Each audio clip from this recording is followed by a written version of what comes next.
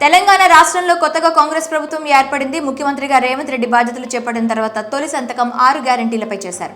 ఇప్పటికే 2 పథకాలు అమల్లోకి తీసుకొచ్చారు. అందులో మహాలక్ష్మి మహిళలకు పథకం కింద ఉచిత బస్ సౌకర్యం, పేద ప్రజలకు రాజీవ్ ఆరోగ్యశ్రీ ద్వారా 10 లక్షల చేయూత పథకాన్ని ప్రారంభించారు. రాష్ట్ర వ్యాప్తంగా మహిళలకు ఉచిత బస్ ప్రయాణం పథకం ప్రారంభించిన తర్వాత ఆర్టీసీ ఆదాయం భారీగా పెరిగిందని అంటున్నారు.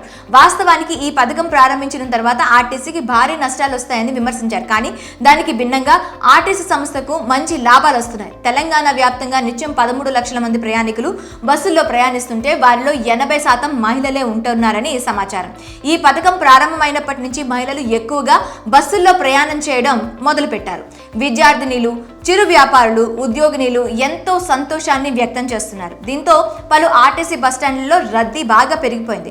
తాజాగా ఆర్టీసీ చరిత్రలో ఆల్ టైమ్ రికార్డ్ నమోదైంది. సోమవారం డిసెంబర్ 18 ఒక్కరోజే ఏకంగా 21,11 లక్షల ఆదాయం వచ్చినట్లు తెలుస్తోంది. ఈ నెలలో ఇప్పటి వరకు వచ్చిన 259 కోట్ల ఆదాయం వచ్చినట్లు తెలుస్తోంది. తెలంగాణ ఆర్టీసీ పరిధిలో 97 డిపోలుంటే 96 డిపోలు లాభాలు ఆర్జించాయి.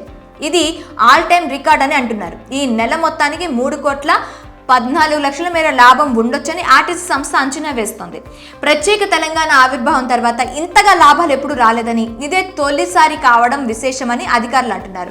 జీరో టికెట్ మొదలైన తర్వాత తొలి సోమవారం 51,74,000 మంది బస్సుల్లో ప్రయాణించగా 30,12,000 జీరో టికెట్లు జారీ అయినట్లు సమాచారం. సాధారణంగా కండక్టర్కి గరిష్టంగా 300 వరకు టికెట్స్ జారీ చేస్తూ ఉంటారు. కొత్త పథకం అమల్లోకి వచ్చిన తర్వాత 450కి మించి టికెట్స్ జారీ చేయాల్సి వస్తుంది. మొత్తానికి మహాలక్ష్మి పథకంతో ఆర్టీసీకి నష్టం వాటిల్లుతుందని విమర్శలు వచ్చినా ఇప్పుడు లాభాల బాటలో సాగుతుంది. మరి ఈ విషయంపై మీ అభిప్రాయాలను కామెంట్ రూపంలో తెలియజేయండి.